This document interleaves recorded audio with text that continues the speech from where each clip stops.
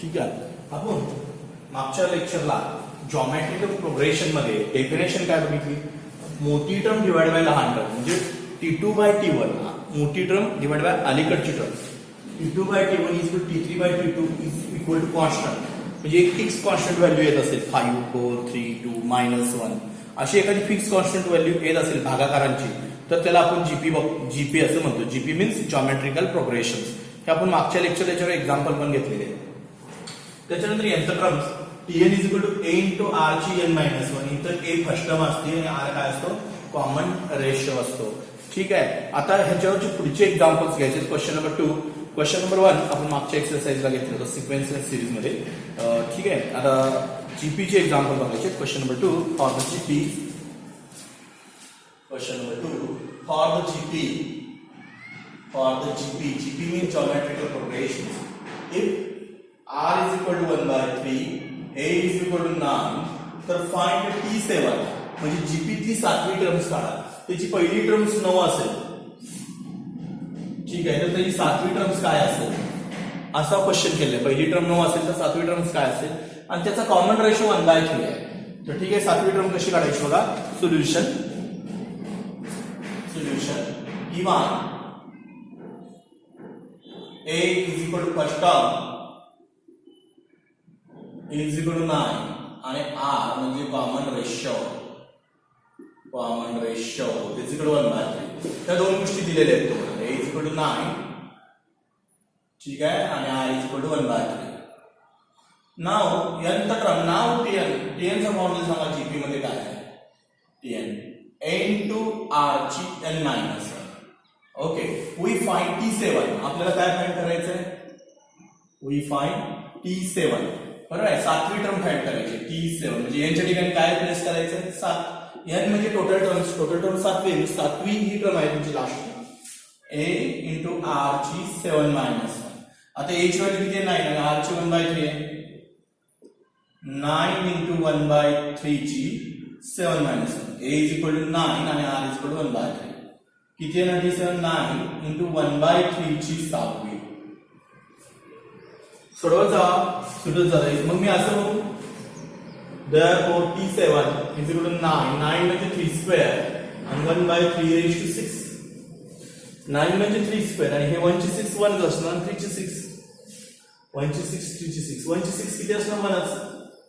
6 फोडलेलं आहे. 1 ची 6 आणि 3 ची 6 दोन्हीला 6 जाणार. 3 ची 2 आणि 3 ची 6 मध्ये भाग जाते 1 आणि हा 2 खाली जाताना मायनस होतो. 3 raised to 4. ठीक आहे. पण t raised to 4 किती असणार आहे, 3 ची 4 3 4 वेळा होणार. 3 3 जा 9, 9 3 जा 27, 27 3 जा 81. म्हणजे therefore T7 तुमचा काय असणार आहे, 1/81. म्हणजे पहिली टर्म 9 असेल तर त्याची 7वी टर्म 1/81 असणार. तर त्याचा कॉमन रेशो 1/3 आहे. कॉमन रेशो काय, 1/3. संपलं. 2 मार्काला पडतंय. परत एकदा लक्ष द्या. फॉर जीपी मध्ये r दिलाय 1/3 आणि a दिलाय 9. तर फाइंड T7. तर T7 काय असेल, a फर्स्ट टर्म 9 आहे, r 1/3 आहे. नाव tn चा फॉर्म्युला, nth टर्म्स काय असतील, a इंटू r ची n-1. ठीक आहे. a इंटू r ची n-1. n इथं 7 आहे. T7 a इंटू r ची 7-1. T7 9 इंटू 1/3 ची 7-1. T7 9 इंटू 1/3 ची 6. 9 म्हणजे 3 स्क्वेअर 16/3 raised to 6. भाग जाते 1/3 raised to 4 is equal to 1/81. लिहून द्या.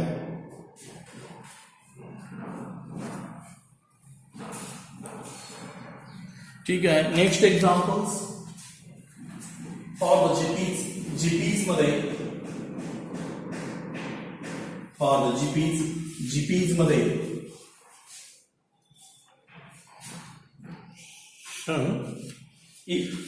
ए पहिली टर्म, ए म्हणजे फर्स्ट टर्म, जीपी मध्ये ए दिलेला आहे.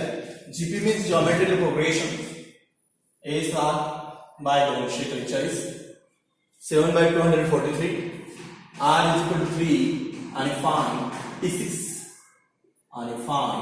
T6 तर T6 काढा. तर काय काढायचं आपल्याला, T6 काढायचा आहे. Solution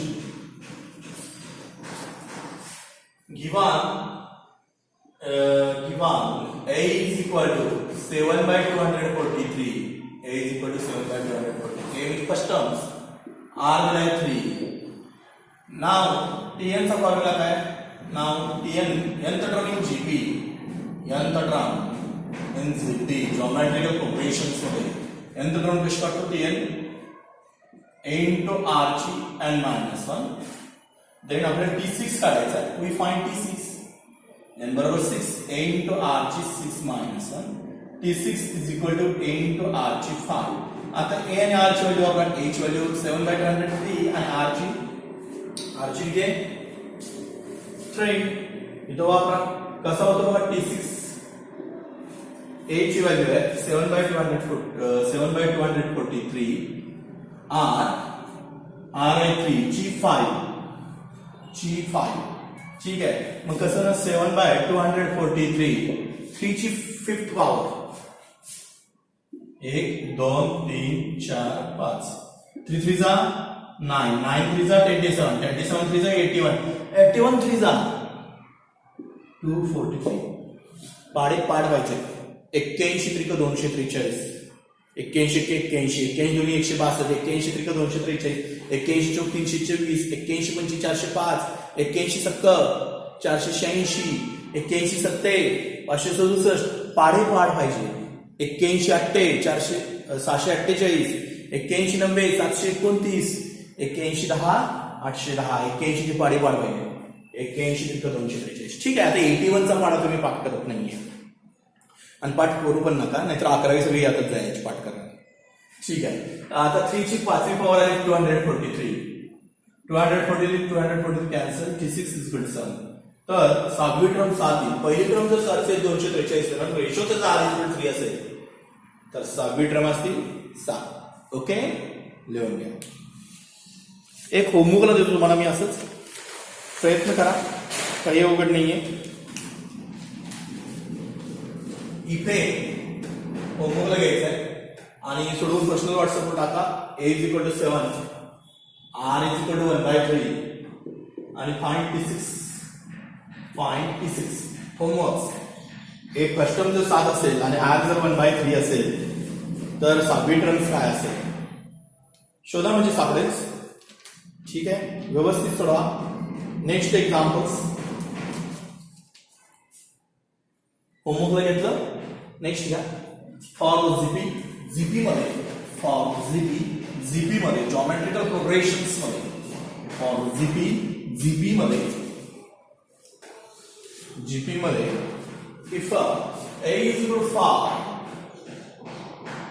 R is equal to -2, find T5. तर 5वी टर्म्स काय असेल जीपी मध्ये? जॉमेट्रिकल प्रोग्रेशन मध्ये फर्स्ट टर्म जर 5 असेल, R कॉमन रेशो जर -2 असेल तर 5वी टर्म काय असेल? Given A is equal to 5, R is equal to -2. नाव ते नंतर टर्मचा फॉर्म्युला काय? A into R ची n minus 1, then T5. A into R ची 5 minus 1, then T5. A into R ची 4. आता A आणि R ची व्हॅल्यू वापरा. T5 मिळतो. A ची व्हॅल्यू 5, R ची व्हॅल्यू -2 ची 4. आता निगेटिव्ह ची पॉवर जर इव्हन नंबर असेल तर आन्सर पॉझिटिव्ह येते. 5 into 16, 2 ची 4 16. T5 किती ना लिहून घ्या. तर 5वी टर्म त्याची काय असेल? 80 असेल, 80 असेल. लिहून घ्या.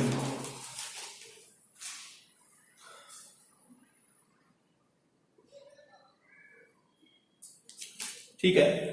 नेक्स्ट एक्झाम्पल थोडंसं वेगळं घेऊया आपण. झालं, लिहून घ्या.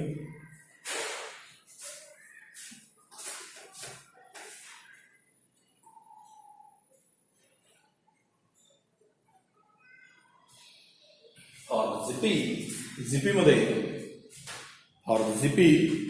मध्ये if R is equal to -3,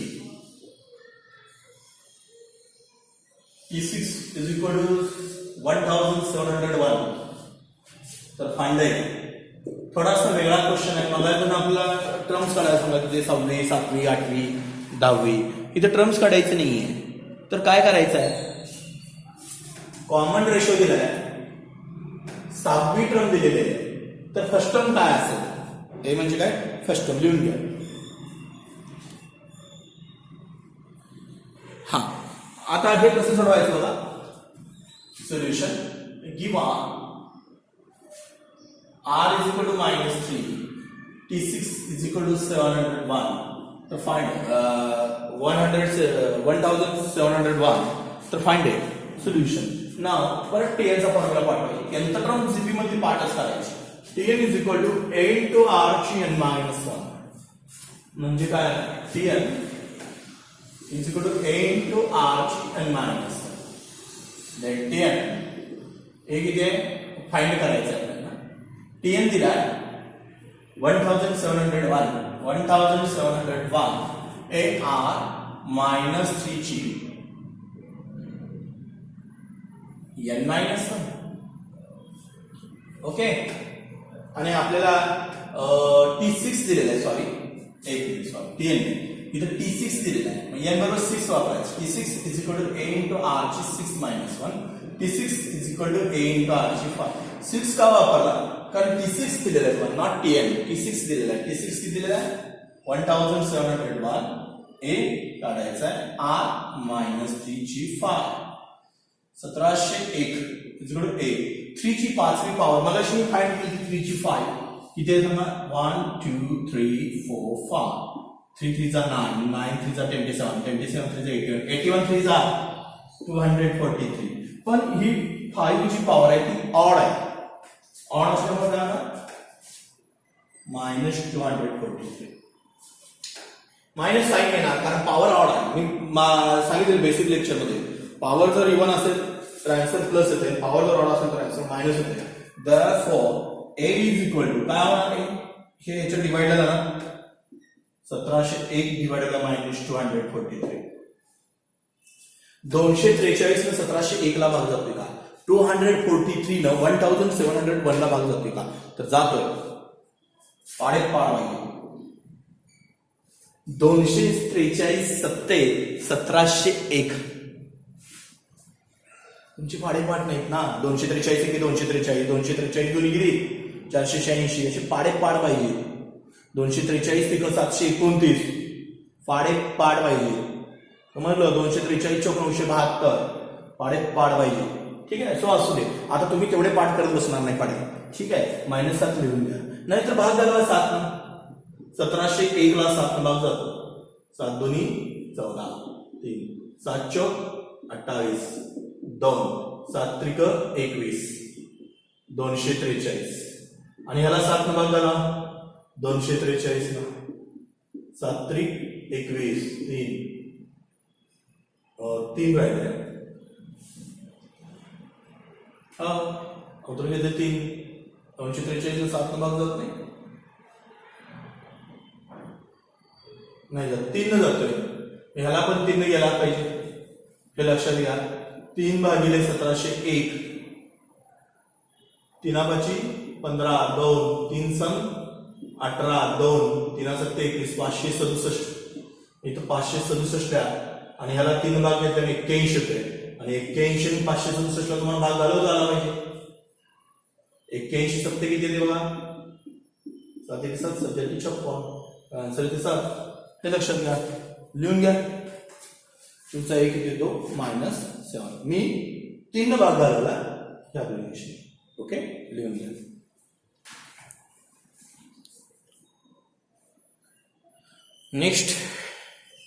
next example for the GP मध्ये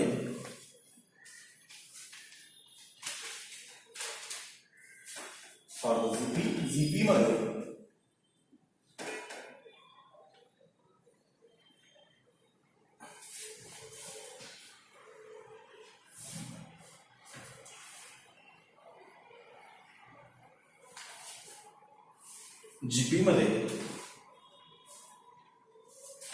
if T8 is equal to 740 R is equal to 2 आणि फाइंड फाइंड आणि काय दिलंय? फाइंड R दिलाय ना तुम्हाला, त्याच्यावर फाइंड करायचं. एकदम सोपं आहे. पुढे लक्ष द्या. Solution given R is equal to 2 and T8 is equal to 640 तर फाइंड करायचं नाव इन zip मध्ये Tn is equal to a into R ची n minus n तर पण आपण T8 दिलेले आहे त्यामुळे n बरोबर 8 यूज केला तर a into R ची 8 minus 1 then T8 a into R ची 7 आता a ची व्हॅल्यू फाइंड करायची T8 ची दिलेली आहे 640 a फाइंड करायचा आहे R दिलाय 2 ची 7 आता 2 ची 7 फाइंड करायची 2 ने 2 ला 7 ऑर्गनाइज 7 विदिन 4 4 दुनी 8 8 दुनी 16 16 दुनी 32 32 दुनी 64 आणि 64 टू जा 128 म्हणजे 640 is equal to a into 128 a is equal to 640 by 128 ठीक आहे तिथे 64 न भाग जातो किंवा 128 पंचे 640 फिनिश पाडे पाठ पाहिजे 128 चा पाडा तुम्हाला पाड पाहिजे ठीक आहे तुमचा पाठ नसणार पाडे पाठ त्याला काय अवघड आहे 128 128 128 256 128 त्रिक किती असते 384 पाडे पाठ करत राहायचे 128 पण तुम्हाला पाडे पाठ नसतील तर 2 न भाग घालवा 320 छेद 64 आणि 2 न घालवा 160 डिवाइड 32 160 and 32 ला घालवा 80 by 60 and 60 by 80 a is equal to 5 सम लिहून घ्या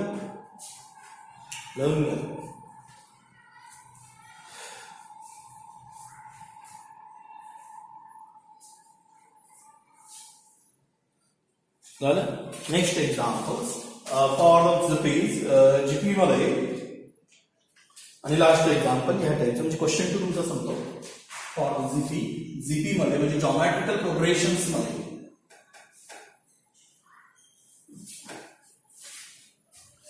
लिहिता फॉर जीपी जॉमेट्रिकल प्रोग्रेशन्स मध्ये a is equal to 3 by 2 if a is equal to 3 by 2 sorry 2 by 3 T6 is equal to 162 T6 6th term दिलेला आहे 162 आणि find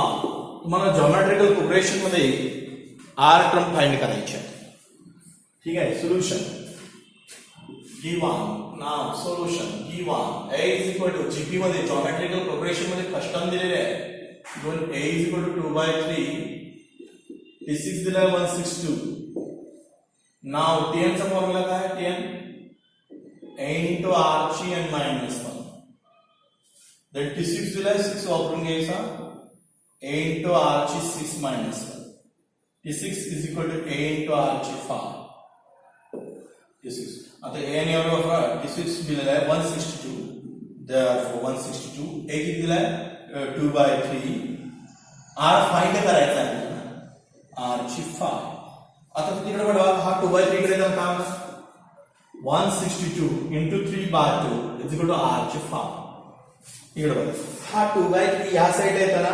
reverse multiplication होणार 3 by 2 म्हणजे R ची 5 काय होणार 162 into 3 by 2 R ची 5 2 ने भाग जातोय 162 ला 81 3